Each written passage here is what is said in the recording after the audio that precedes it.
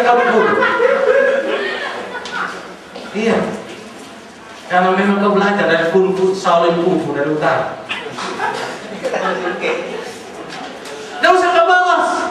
Apakah itu sikap? Banyak orang Kristen punya konsep yang sangat salah, sehingga ketika dipukul, dihantam, dibunuh, dia diam saja. Aku berseru,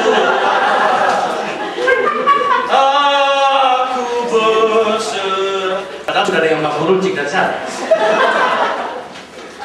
Apakah itu sikap yang baik? Tuhan juga tidak pernah mengatakan bahwa membalas besar. Nanti saya akan jelaskan itu pada poin yang kedua. Sikap pasif adalah sesuatu yang Tuhan tidak inginkan. Maka Tuhan bilang begini, kalau dipukul pipi kiri, berikan pipi kanan. Ambil baju, minta baju, kasih juga. Jalan 1 mil, kau harus jalan 2 mil. Itu bukan sikap pasif. Jelas? Kenapa Tuhan tidak setuju dengan sikap pasif?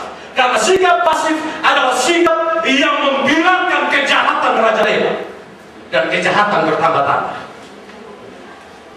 Saya juga. Ya. Karena sikap pasif adalah sikap yang membiarkan kejahatan merajalela. Kenapa? Setelah dia bunuh saya, dia membunuh saya berserah. Tiba-tiba habis saya, istri saya, habis saya, anak saya, habis saya. Nah, saya tidak ada, berserah terus. Kejahatan bukan bertambah-tambah, bukan? Kalau keenakan dia sudah mulai katakan, kamu pernah, saya ini pernah bunuh orang. Padahal dia bunuhnya orang-orang.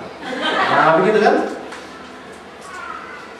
Baru dia kesana dulu dan lain sebagainya. Sikap ini adalah sikap yang membiarkan kejahatan merajalela. Dan Tuhan tidak setuju dengan sikap pasif seperti itu. Tetapi yang kedua adalah sikap membalas kejahatan dengan kejahatan. Adalah sikap yang sebenarnya Tuhan sangat juga tidak setuju. Karena kalau kita membalas kejahatan dengan kejahatan, maka kita sama dengan orang yang jahat. Akan saya katakan, kejahatan pembalasan kadang kualitasnya lebih berat daripada pukulan awal. Maka kita lebih jahat daripada yang jahatan. Benar? Amin. Amin. Amin. Maka di sini mari kita belajar. Ketika dia jahat, dia buat kita balas dengan jahat, maka dia jahat yang satu, kita tambah berubah jadi jahat, maka sudah jadi 2. Jelas? Maka lewat kita balas, kita menambah kejahatan. Maka kita serupa dengan kejahatan, bahkan kita menambah kejahatan. Awalnya kita baik, tapi ketika kita balas, kita tambah kejahatan. Karena dia sudah jahat, tambah kita berubah jadi jahat, jadi 2 jahat. Betul? Kita main matematika saja lah. Daripada orang bilang Alkitab ini hanya sesuatu yang mengawal-ngawal. Tidak. Aplikasi praktisnya jelas. Ketika Tuhan bilang jangan balas kejahatan dengan kejahatan, supaya jangan menambah kejahatan. Dan kita memahami bahwa ketika kita tidak balas kejahatan dengan kejahatan, sebenarnya angkanya adalah, kalau dia tidak berubah, angkanya tetap dia jahat 1, tapi kita tidak menambah itu. Ini penting. Dan Tuhan tidak menghendaki orang yang percaya kepadanya, orang yang setia kepadanya, orang yang mengasihinya, orang yang mencintainya, adalah orang yang harus berubah dari kebaikan kepada kejahatan. Maka Tuhan katakan, no, jangan kau balas kejahatan dengan kejahatan. Nah, kalau demikian, apa yang Tuhan mau? Tadi saya katakan, Tuhan tidak mengizinkan, Tuhan tidak setuju dengan sikap pasif, bukan? Kita disambut tiba-tiba, jalan dalam rumah, datang, dia tanya, jangan Yesus atau mati? Jangan pilih, atau pusing. Atau? Kalau Yesus atau mati, ya Yesus mati bagi kau. Dia pusing sendiri.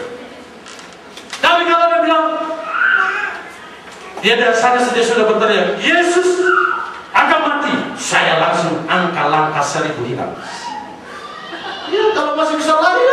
Itu kan Alkitab ya, dibilang kalau musuhmu mengejar kau pergi ke kampung sana. Kalau dia kejar ke sana, kau putar ke kampung yang lain. Sebelum dia selesai mengejar kamu, Yesus datang. Itu kata firman Tuhan. Jadi alangkah seribu itu, jurus lepas sendal, gulung kaki celana lagi, itu adalah jurus yang sangat baik. Ya boleh tahu. Tapi jangan salah, dikasihkan. Ya maksudnya. Maka di sini kita memahami bahwa kejahatan ketika kita bahas, berarti kita serupa dengan kejahatan. Bahkan sekali lagi saya katakan, pembalasan kadang lebih kejam daripada awalnya. Maka kita lebih jahat daripada awalnya. Amin. Maka jangan sekali-kali mengubah hidup ini dengan dipengaruhi oleh kejahatan dan menambah kejahatan dalam hidup ini. Dua hal itu tidak mau. Jangan pasif terhadap kejahatan. Dan yang kedua, jangan aktif membalas dengan kejahatan. Tetapi poin yang ketiga yang balaslah apa? Kejahatan dengan kebaikan. Balaslah kejahatan dengan kebaikan. Nah, kenapa Tuhan menuntut harus balas kejahatan dengan kebaikan? Lihat ini baik-baik. Dibilang tampar pipi kirimu. Jangan pernah mulai dari kanan. Yang tertawa ngerti. Jangan pernah sekali-kali mulai dari kanan, karena muka Allah lebih dahsyat. Ya? Karena Alkitab bilang harus dari kiri. Kalau dia tampar duluan dari kanan, harus balas dia, karena dia melanggar Alkitab. Ya? Kalau ditampar pipi kiri, kamu harus aktif membalas kebaikan yang berikan pipi kananmu.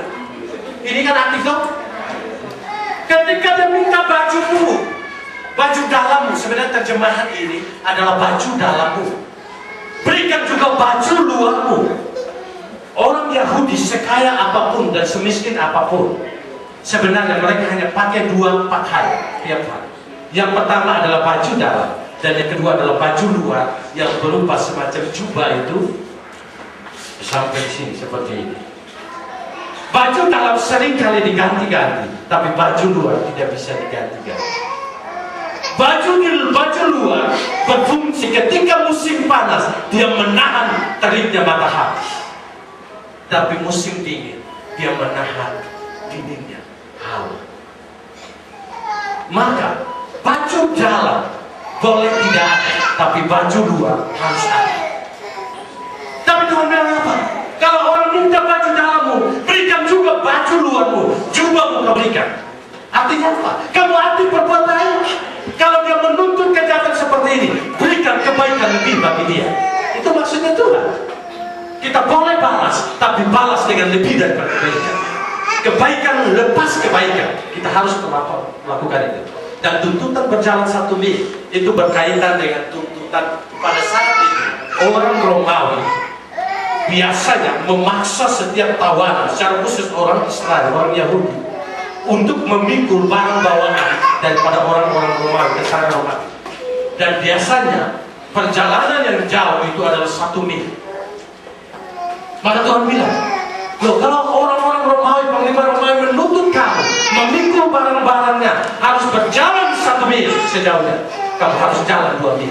Artinya, lakukan kebaikan lebih supaya dia belajar daripada kejahatannya. Bahwa dia sebenarnya orang Kristen punya kebaikan lebih. Dan kalau orang datang pinjam padamu,